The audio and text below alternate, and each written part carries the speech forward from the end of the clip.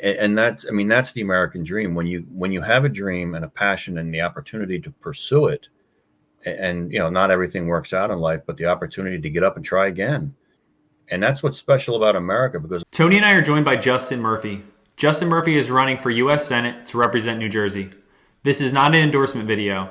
This is us asking him the tough questions to get to know his values and his principles and to determine how he would represent us in making this country better moving forward.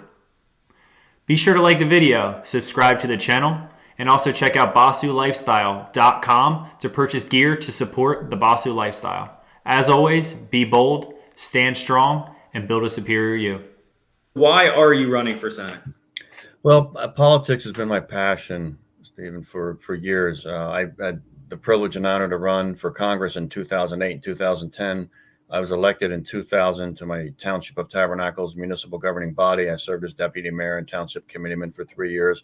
I've studied political science in undergrad. I'm a lawyer. I have an LLM, authored a book on judicial activism. I've served in the U.S. military. That's my passion. It's really my passion for the country.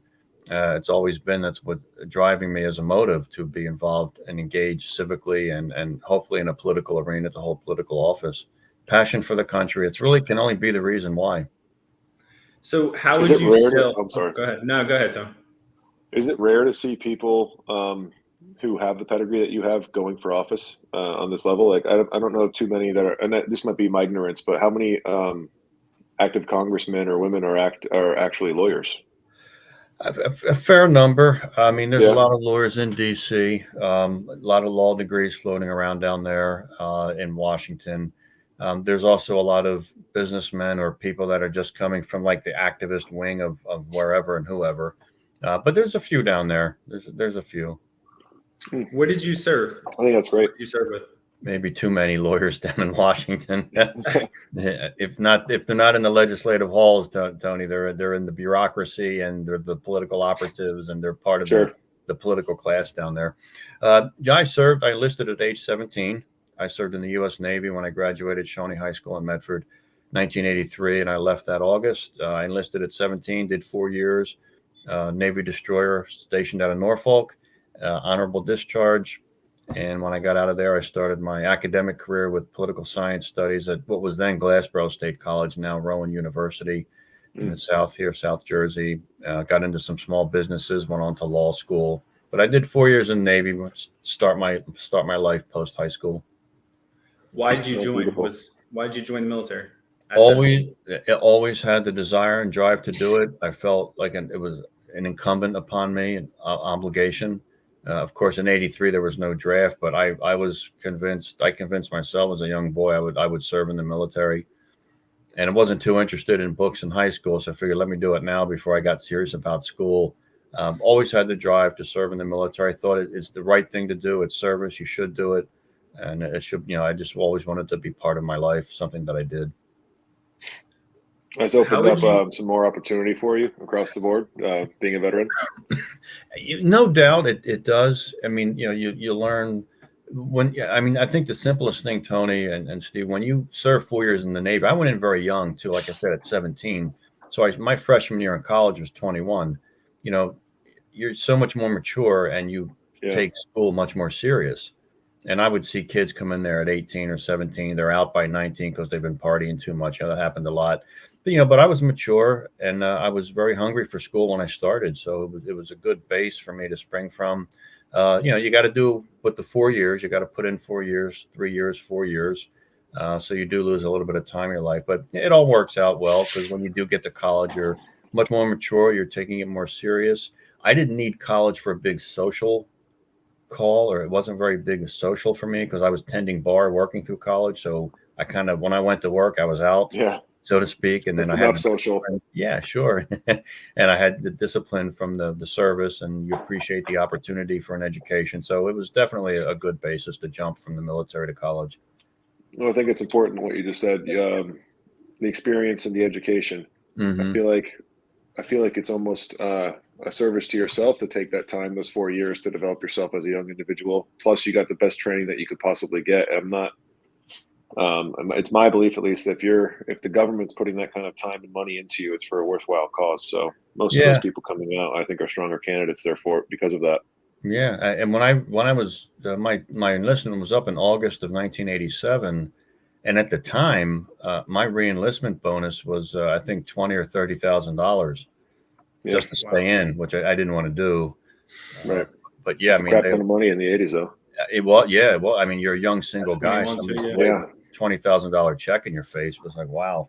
You know, plus, by then I had a little bit of rank. I attained E5, which is as high as I could have gone in 4 years.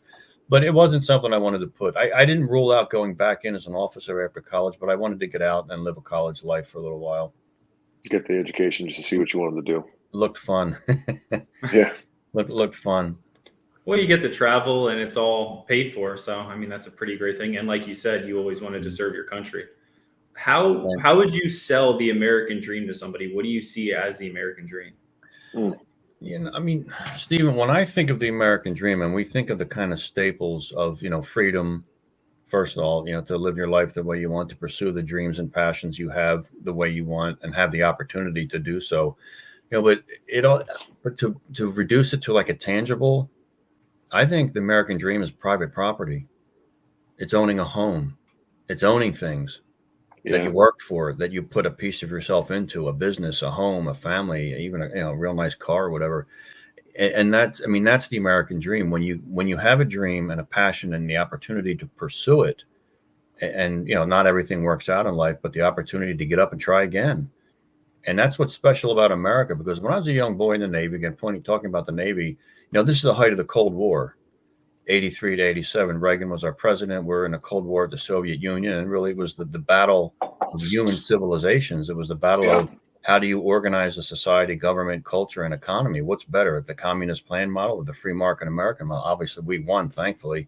But I always felt bad for my counterpart in the Soviet Union, that same 17-year-old kid. I had a Trans Am. I knew I was going to be living down the Jersey Shore with a wave runner, going to a great college when I got out. And I know that my counterpart in the Soviet Union didn't have that same opportunity in life. Yeah. He was going to go back to a dying country, gray and dark, with the KGB down his throat all his life. And I felt bad for the guy, whoever it was. I felt bad. But the American dream, it's freedom, obviously, and that's the broad. But tactically, it's private property. It's being able to own things. If you don't own your own home and your own career and your own labor and your own ideas, and who does? That's what pushed Western expansion for us too. When we were colonized on the east, and everybody wanted to push west for gold rush and this or that, it was all based off of the promise of property, ownership of land, something that wasn't readily available at the time for the masses. I mean, so that makes sense. I mean, that's something that's been driving us for over 300 years or 200 plus years.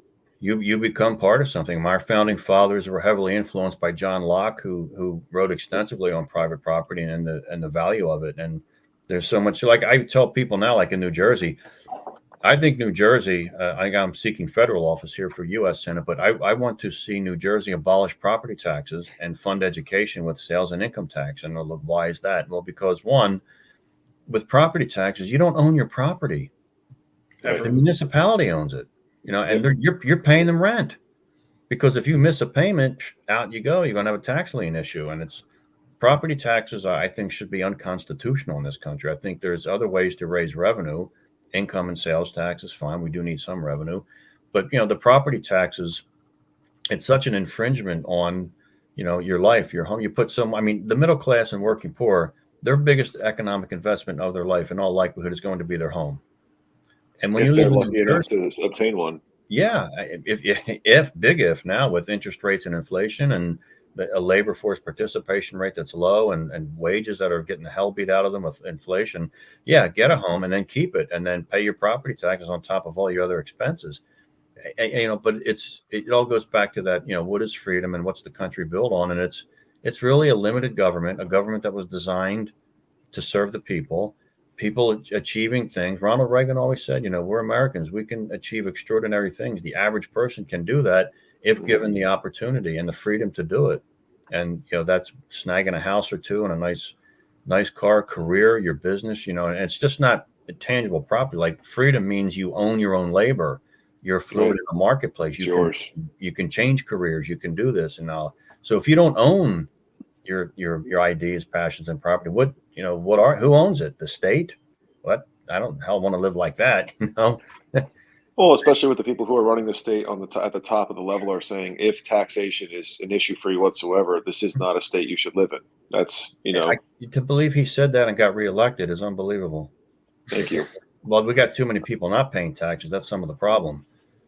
It really But, is. But so how high would sales tax have to go if you eliminated property tax?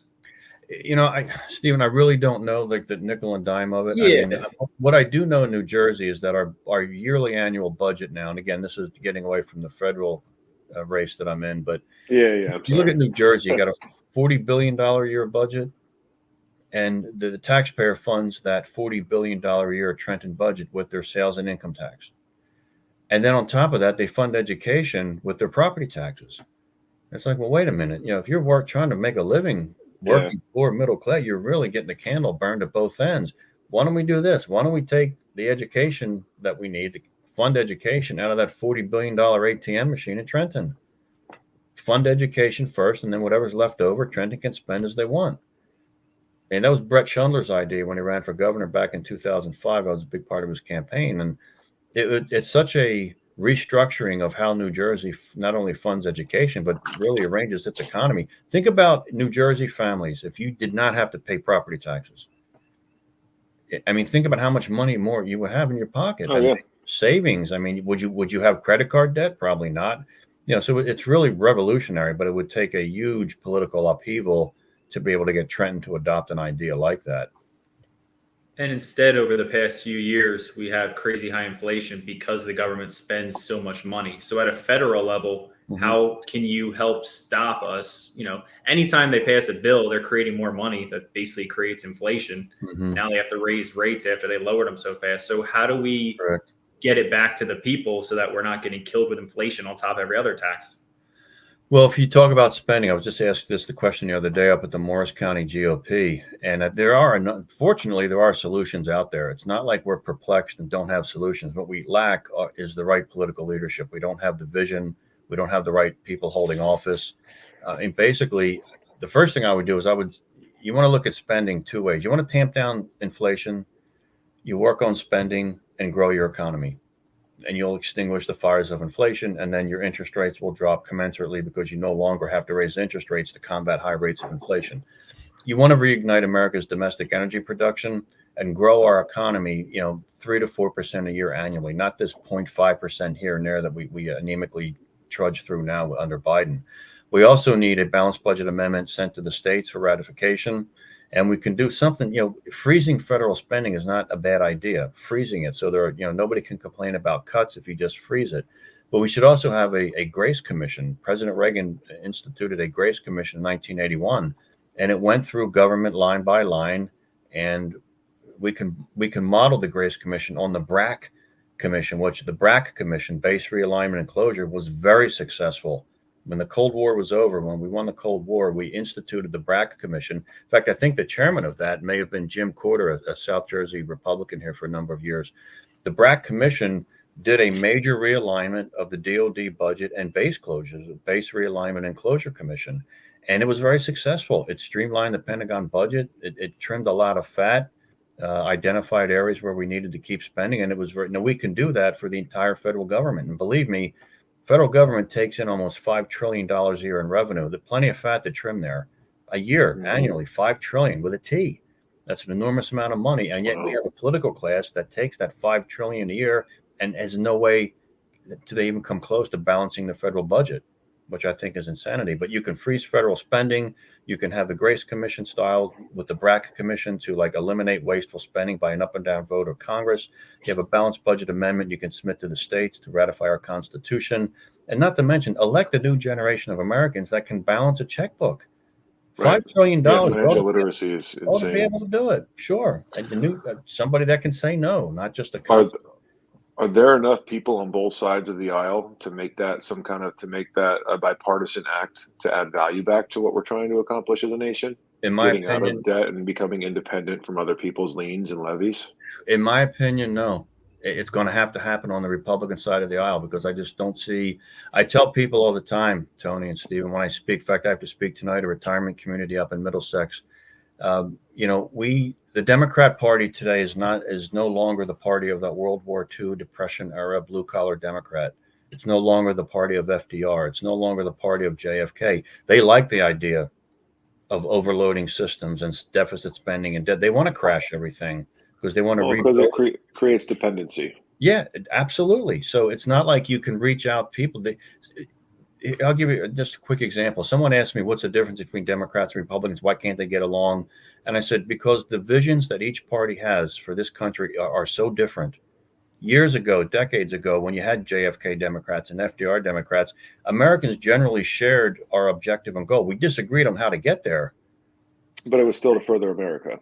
Exactly. But now I think you got the left that wants to take us very differently from where the right would want to take. So you have two very different visions of the country. And the left also wants to not only project a different vision, they want to rewrite who we are and rewrite our past and what we were in the past. And it's just so different. There's no, I don't have common ground with somebody that wants to socialize everything and the healthcare system and impose more taxes and support CRT and DEI and sexualize your children through public school education. I don't have any common ground with someone like that.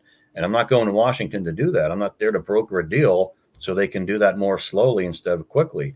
There's two very different competing visions for this country. I certainly stand for one on the right. I just don't see many blue collar, middle of the road Democrats that would actually want to join hands to reduce federal spending or balance budget amendment to the states or reduce the tax burden on the American people. I don't know who they are. I mean, if they're out there, good. I just haven't met them yet.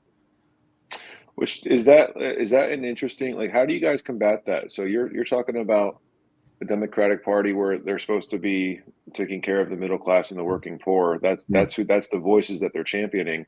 And yet you're really not seeing any benefit to, and this is just me as an outside observer, I'm not picking one side over the other, just for conversation purposes. You're not seeing it matriculate into any kind of financial benefit or gain to the American person that they're supposed to be taking care of. So how does that change with Republican leadership? Well, I think the bottom line, well, first of all, I think that's the ostensible pitch they make. But then when you get down to the substance, I think the Democrat Party is in place today to protect the political class in Washington. They want to expand their power, make sure they take more of our money and tell us that that's good for us. You know, they want to impose everything from mask mandates to school lockdowns. And I don't think they were bothered by COVID. I think they love the fact that there was such centralization of decision making in Washington. That's what they always wanted. And hey, maybe we can use a problem to get us there. I mean, bottom line is that Republican Party has to win elections, and we have to win and not just have a 51-49 Senate or a 220 to 218 House. You know, we have to win elections. We need the White House back. We need to have a number of things to win. You have two branches of government: your legislative branch, your Congress and Senate. But we need to win elections, and we need to win those elections with bigger margins. You know, you win by a razor thin here and a razor thin here, then you have a 2 or 3 seat margin, and you really can't do anything. You know, what do you think the Republican Party stands for, the one that you're a part of? Because there are people within the Republican Party who are also elites and overspend and are signing off on all of these bills. So is there like infighting between both parties where there's just extremists on both sides? How do you kind of define yourself within the Republican Party? Well, no, great question, because I think each party has a fault line where you have the more pure ideology and then like the kind of let's be sensible pragmatists and see what we can get done. Yeah, I pronounce myself a conservative Reagan Republican. Ronald Reagan's my guy. I mean, he moved the country, he moved hearts and minds, he moved millions of people to, you know, kind of find our way again after a very bad decade of the 1970s. So, you know, we were looking, I'm a Reagan guy. I think conservative principles are the best way to go. They're winners. We can win big with those.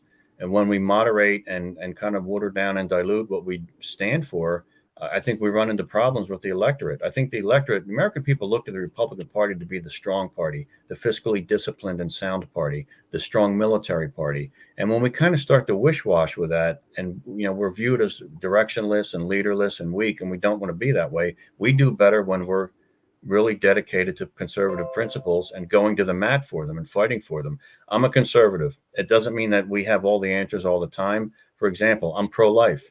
I tell everybody I'm pro-life because I need to be honest and transparent with people, but I have exceptions. I don't think I'm rigid with it, exception to the life of the mother or the incest or rape. And so I always, you always want to build bridges in politics. Brett Schundler used to tell me, build a bridge in politics, not a wall. And that's generally good. You will need allies. And the way our government's designed too, it's divided government. There's checks and balances. Okay, there's separation of powers. There's elections. I mean, there's a lot of constraints on power and the functioning of government, that's how we're designed, which is good. It's a good thing. Right, they're put in place to protect us at the end of the day, Absolutely. even if it's an insurmountable task for us to get those things to happen. It's still a task that is viable if enough people on your side of the aisle voted for it. Absolutely. Steve and I can't go anything about it. All we can do is talk to you guys and ask for you guys to do those kind of things, and hopefully it gets to that point. Well, right now you're stuck. I mean, a lot of times, when you look at, say, the Freedom Caucus in the House, look, I support everything they want to do practically. However, the problem is sometimes the reality is you just don't have the votes. You just don't have the votes. To go back to what you said, speaking of votes, can you go a little deeper on your stance on pro-life, just so we understand? Because that's huge to any girl under the age of 30. That's one of their biggest voting things. It is. Yeah, no doubt about it. And there's a lot on that. Again, the first thing I owe voters is transparency and honesty, so they know about me, so they can make an informed decision. I'm pro-life. That is not changing. Okay. I do have exceptions of life of the mother and rape and incest. I think they're bridge builders. I think people can see it's not a rigid position. I'm a Catholic, so I believe life begins at conception. And I believe innocent, voiceless, and defenseless life should receive the same legal protection for its life that we all receive for our lives. Nobody can harm us physically. And to me, it's a spiritual, moral issue. But I understand that everybody thinks the same way, believe me. But I think the way to navigate the issue is don't start abandoning the pro-life position or the conservative base or your own conscience. I mean, I don't think that's going to bring you success in any measure. Young women today, okay, there's a real big issue here with the way the GOP and candidates like me for office, especially federal, the way we should look at the block of women voters. If you look at women voters, okay, if you look at our midterm elections, off-year elections, and even our presidential elections, what do most women do? They do what most men do, and that's sit home, unfortunately, especially for the midterms and off-year elections. We don't see a majority of men or women out. We get a turnout rate of like 30%, maybe 33, maybe 39 if people are really upset at something, possibly 40 if things are really crazy. We get a presidential year, and our turnout presidential is between 50 and 60%. So again, almost half are sitting home. Off-year elections and midterms, the majority are sitting home. So that tells me something right there, that we need to do a better job of communicating and inspiring all voters to come into our column and vote for us. When you look at women voters, Jack, the older married women, okay, not all of them, but on balance, on net balance, they tend to vote for the GOP. Younger women who are single, college educated, maybe going to work as a professional for like maybe in their 20s for the first 10 years outside of college, when they graduate college, they are more left leaning. They're not crazy left. Okay, they will vote, and they do have an independent streak in them. They'll vote Republican when they feel they have to, and that's good, because nobody should have a monopoly on anyone's vote. So you have the older married women who tend to vote GOP, married with kids, and then you have younger single women tend to lean to the Democrats. Now, the real question for American electorate and for the GOP is this: number one, do these younger women marry? These younger, left-leaning, abortion-minded women who are entering the workforce with college degrees, probably going to spend a decade as a professional, do they marry? Second question, when do they marry? Well, they're not all going to get married the same day. So their marriages will probably take place over the course of a decade, possibly even into the early 30s. Now, that impacts the electorate in a much more drip incremental way than if they all got up and married on the same weekend.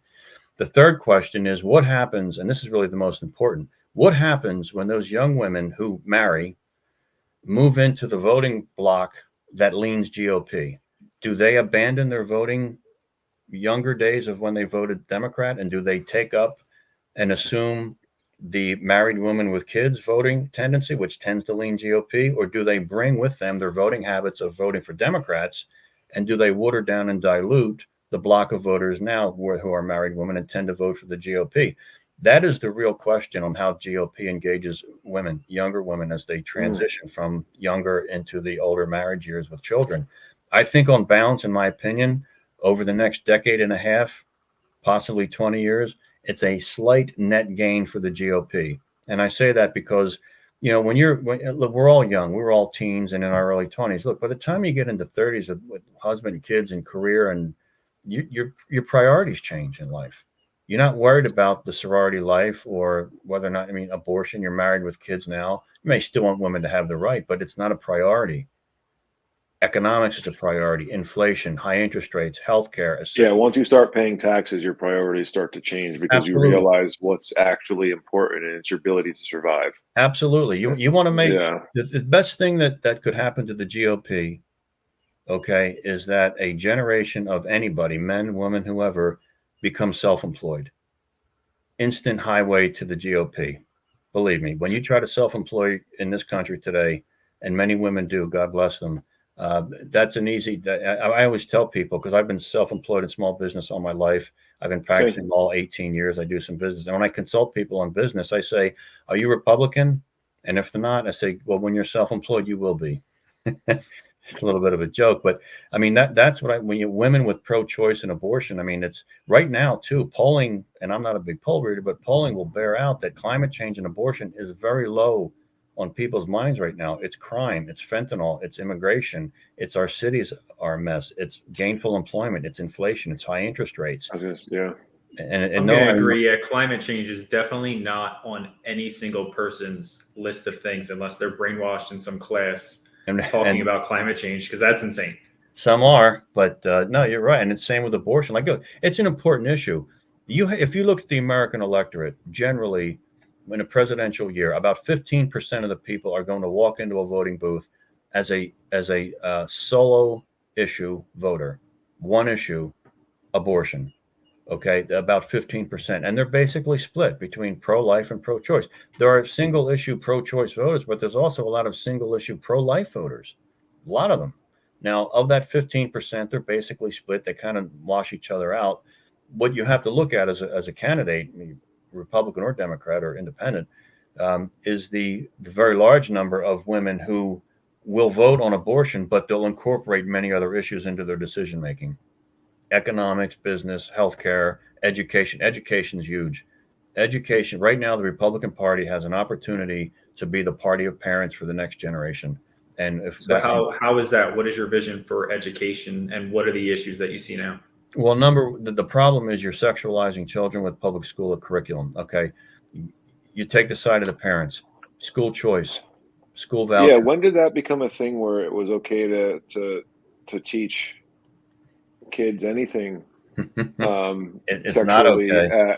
at that age? Like, I know, like for me, I was trying to think. We had a conversation last week with another individual. I was trying to think, when I was in high school, when did we start talking about reproductive and sex ed and that kind of stuff? And it really wasn't until 9th or 10th grade, like when we were teenagers, where it was actually, and it was more about the dangers of sex than it was the exploratory functions of it or the benefits thereof. It was more just like, hey, listen, this is how, and it was really tied. It was also roped in with cancer. So like the same, talking about sex in the same light as smoking cigarettes. It was all one big class where it was just, that's what it was, teaching us what not to do or what to be careful of. And now it's like, we've almost thrown that class out.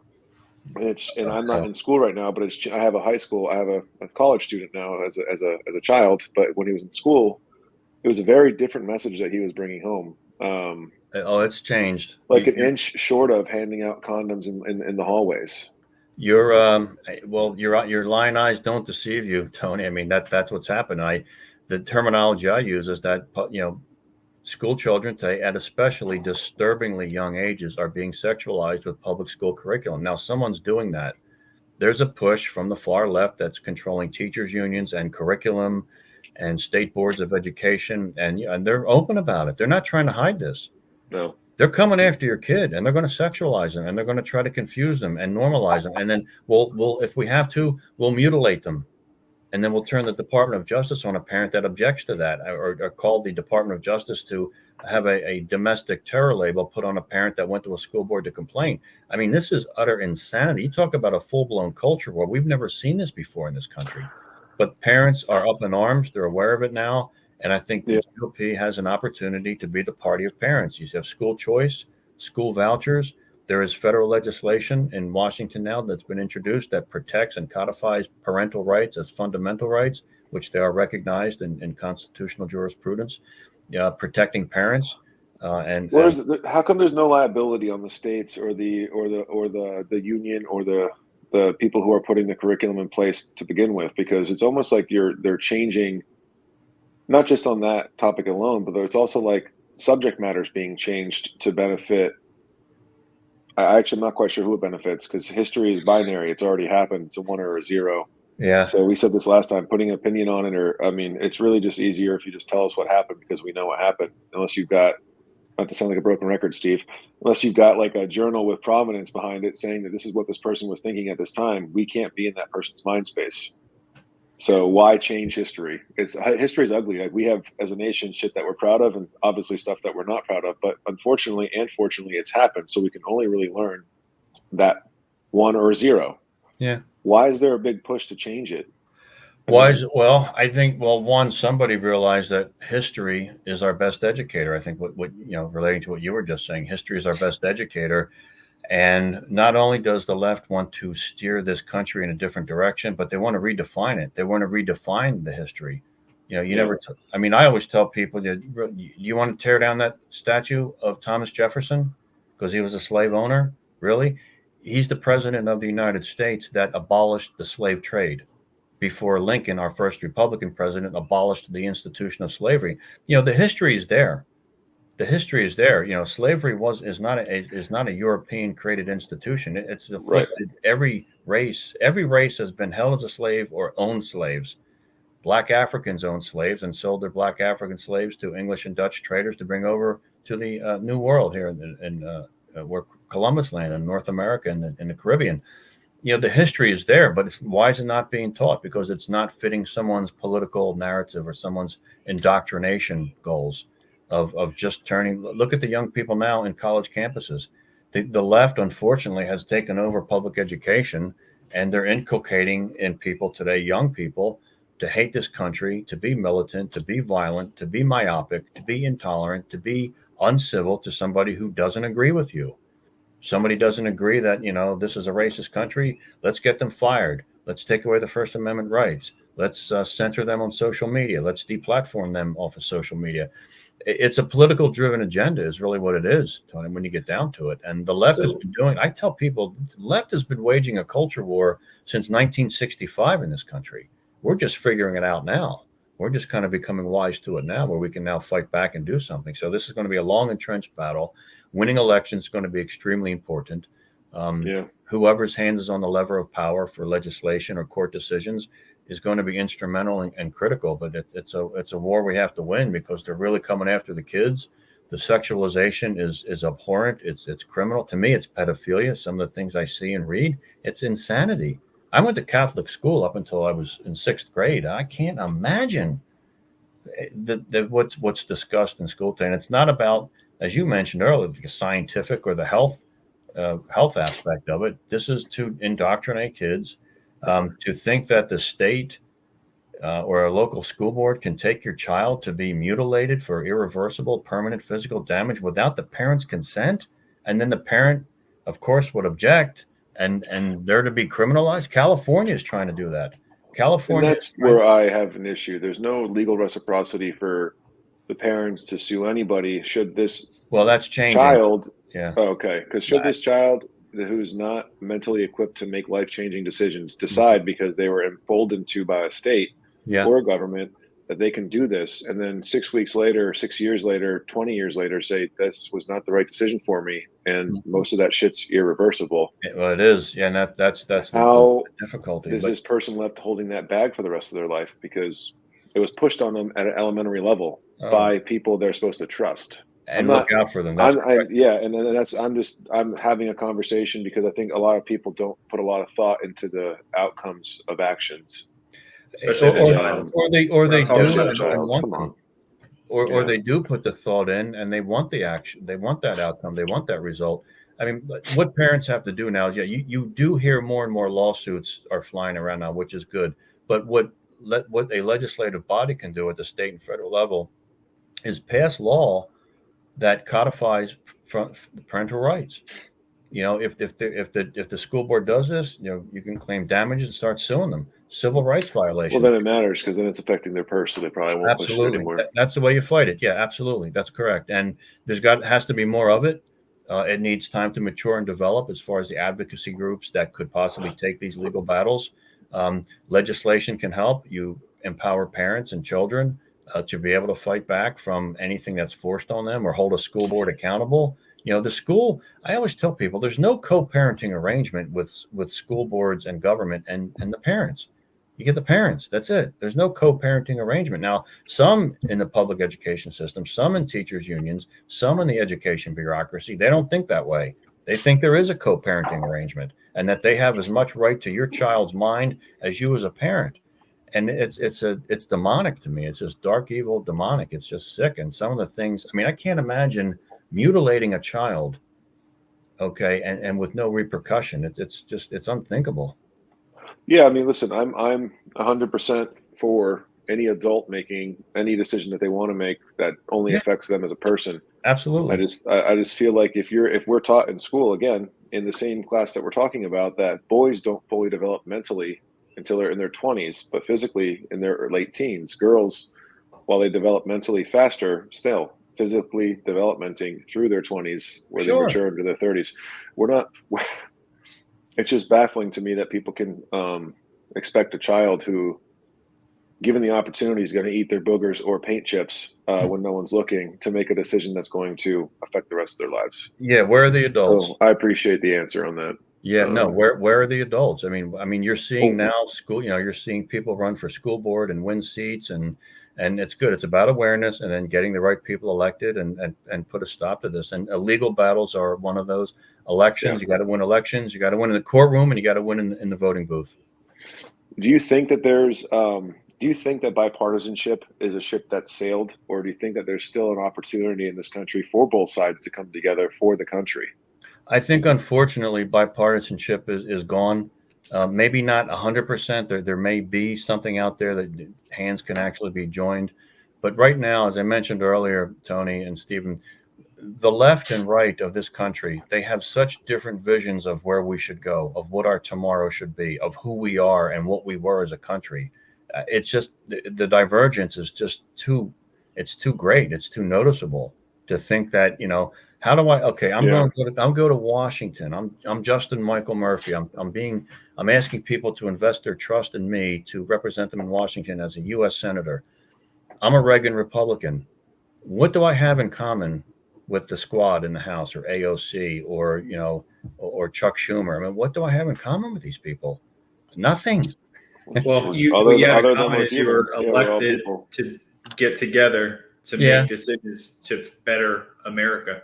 And I hope we can do that. I hope there's possibility to do that. But you just wonder sometimes, like, you know, where's, you know, we give an example, like, you know, abortion, like, well, where do you join hands? Where, okay, they're not paying their fair share of taxes. Well, what's their fair share? You never get an answer. It's just constantly. See, the left is very smart. They know to move incrementally. They know to move slowly and incrementally. So they'll plant seeds. They'll dress it up ostensibly and superficially that, oh, we're bending, we're flexible, we're trying to work with the other side. And I really doubt that they're sincere. I don't think that they really want to do that. I think they have agendas. They want to move this country very far left. The ideas that they espouse, talk about private property. Nah, they're attacking your freedom of movement with these electric vehicles. They looked at COVID. I mean, our public policy response from the public bureaucracy with COVID, it should have been more balanced. Natural immunity, therapeutics, and vaccinations. I think that's how we made it through every other pandemic. This one was forced mRNA, and that's it. No talk about therapeutics, no talk about natural immunity. And if you did, you were deplatformed, you were fired. We wanted to get you out. You couldn't get this job, or you were silenced on social media, or they took down your Facebook page or your YouTube channel because you questioned. And then this sort of, left was okay with that. I'm like, wait a minute. I'm not okay. Look, you're allowed to question things here. This is representative democracy, constitutional republic. We, the people, own this thing. It's us. Yeah, The and government's both supposed to- sides had their hand in COVID, right? Because we were Yeah. under a Republican leadership when COVID first went down, and it transferred power, that following January. But Correct. either track, either way, like every other adversarial impasse that we've had, especially when it comes to biologics, we've always adopted the sanitarium model where we would allow the economy and country to still continue on forthright, and those who were directly individually affected would either stay in place or shelter together until a solution was therefore found. This was like the first time that we've just said, no, we're going to shut down the economy, people's ability to earn your, it did restrict your freedom of movement at times. There were curfews put in place, both at large and small scale, depending on where you lived. It was a really, as a small business owner too, just a very different time. So it was, I would have liked to see a little bit more, I think a little bit more thought, balance. it. Yeah, like more balance between everything. But do you like believe in forced I vaccinations? Sorry to jump in. No, you were please. saying like the things that would help, during a pandemic. Are you for forced vaccinations or no? It's just personal Absolutely choice? not. No. Okay. I do not believe in forced vaccinations. I do not believe in mandated masks. I don't believe in the shutdown. I don't believe in locking the schools down, masking the kids. I don't believe in any of that. Number one, we just didn't know enough about it. Yep. Okay. And that, I know there's a learning curve for our political and scientific and medical communities because, this was kind of new, a bit pandemic that we kind of got broadsided by. I think as the more we learn, I think the more constructive and intelligent response would have been to have more balance in the policy response. Because yes, you started this started under Donald Trump, and I think he corralled the largest effort of healthcare and public-private resources to battle a pandemic in our country's history. But we also had governors of states that really went, look, California, Michigan, Pennsylvania, Jersey, and New York, they all had Democrat governors, and they couldn't wait to shut everything down. Shut it down, get the kids out of school, lock everything down. Now, if they wanted to protest with BLM, that was okay. If a liquor store had to stay open in a certain neighborhood, that was okay. The big box stores could stay open. We can go protest, but you can't go to church to visit your mother in a nursing home. You cannot go to your senior prom or have a graduation or hold a funeral. Or go to a gym and better your health. We now know that exercise and sunlight and movement was also a great attribute towards being able to fight off anything, much less COVID. Absolutely correct. Absolutely. I mean, locking people in was the worst thing that could be done. But here they are. They were very selective, very selective as to who had to close, who couldn't participate in a public event. I'm like, okay, that's where the problem was. It's like, wait a minute, this is just being used by the left to punish political. What do you mean I can't? Why can't I go to church? Why can't I stand in a parking lot in church 6 feet away from somebody? Well, hopefully, my wife and I own a chain of gyms. So, like as a business owner, awesome. That was my first. My first business was a gym. Actually, okay, right on. Excellent. Yeah, we have we have a chain of gyms in South Jersey. Great. And a couple of locations in Pennsylvania too. So what are they, Tony? Just may I ask? Yeah, we own Wolf Fitness. Okay, outstanding. Very good. Yeah, we we were shut down for 6 months and a day down here, which was way less than a lot of other places and way more than some others as well. But my largest concern with anything was whether you're saying that fitness is essential or not essential, you're still restricting people's ability to make a choice for themselves. Now, if we would have adopted a policy where, hey, listen, if you don't want to come to the gym, we'll freeze your membership. If you do want to come to a gym, we have all the safeguards in place. We can do HEPA filtration. We had sanitation things in place. We had masks. We roped off every other machine. We did all the things that everybody else was doing in the industry to make it so they could open. But it was just really, it was really weird. You're seeing people go to a bar. You're seeing people do all these other things. My wife and I postponed our wedding 7 times, but people could still go get alcohol and have a good time. Yeah. Well, I agree. Yeah. Point being, yeah. And so, like I said, some businesses could open, some could say, who determined that? Like mom and pop hardware stores shut down, but then you have Home Depots and Lowe's. I mean, I'm not trying to single out people or throw stones, but then you have large corporations that are publicly traded. Now they're, essential, but the mom and pop store in town, which sells the same stuff on smaller scale. What's essential? Yeah. Who decides what's essential? That was a huge problem. And Hopefully, we won't go through that again. But the balance was not there. We should have done a much better job. And again, it was a big learning curve for everybody. I want to give everybody room for that. But the response with some of the governors, I think, was atrocious. Yeah, I agree. Yeah. Hopefully, everybody learned their lesson on not giving into something like that again. Hopefully, we Let's can learn hope. from our mistakes. The last question I kind of have for you is: so, how would you say that we can unify America and bring back pride in the country? Which is Well, a huge question, especially since we just said that we don't really believe in the ability to be bipartisan right now, at Mhm. least in the current climate for the country. Yeah, well, I think number one is we have to decide as a country collectively what's our tomorrow? Where do we want to go? What's our objective? Who are we? How do we get there? And right now, as long as there's a huge divergence as to what America should look like, okay, as far as its institutions, its governing, its economy, it's going to be awful hard to unify. I would say, by putting forward the most clear cut, easily understood vision for America. Have to put your vision forward. And if it's predicated on those things that I think are in Americans' political DNA, freedom, limited government, private property, opportunity, prosperity, upward mobility, socially, middle class economic security, all these things that kind of make life fun. Well, If those we are can, fundamentals of being those are American fundamentals, right? yeah, You think about coming yeah, back from the Vietnam War; those were things that were almost inalienable rights at that time. sure. Those were things that were earned, not given, but still, everybody had the ability to earn them. It wasn't separated by class. Correct. I agree. But like I said, and that's the divergence here. So I think it's incumbent upon the Republican Party. We have to elect that new generation of Americans, as I always speak about, that does a rededication to those principles that we know are going to serve us well in the future. We're Mhm. not going to get everybody, but can we unify enough of the country to have a coherent, functioning government? Yes. A coherent, functioning political class that understands they're there to serve people? Yes. Can we win the culture war so that we're not at each other's throats and deplatforming people that we disagree with? Yes, we certainly can. That's how you unify. And again, in a country of 330 million that's free with a First Amendment, we're not all going to agree the same way all the same time, but we can But certainly we do don't enough. have to. That's the beauty of it. Yep, exactly. And that's a merit. That's one of the things we should be expounding and espouse. So we can do a lot. And as far as unity, I think leading would be the best thing. If you lead with the vision that enough people buy into, that's as much unity that you're going to get or need to put forward, the vision that you have. And then people have to understand that and buy into it. And I think most people in this country are more comfortable with a conservative set of principles where they can have an opportunity. Their children can do better. They own a home. They own things. They have freedom, prosperity. The Yeah. government's not ruining their life. And that's who we are in the GOP. So if we can really nail down that and effectively communicate it with a substantive message, it's a lot of work. But if we can do that, I think we win elections, and then we win the culture war. We win the legal battles. We win the political battles, and we win people's hearts and minds, especially the young people. Yeah.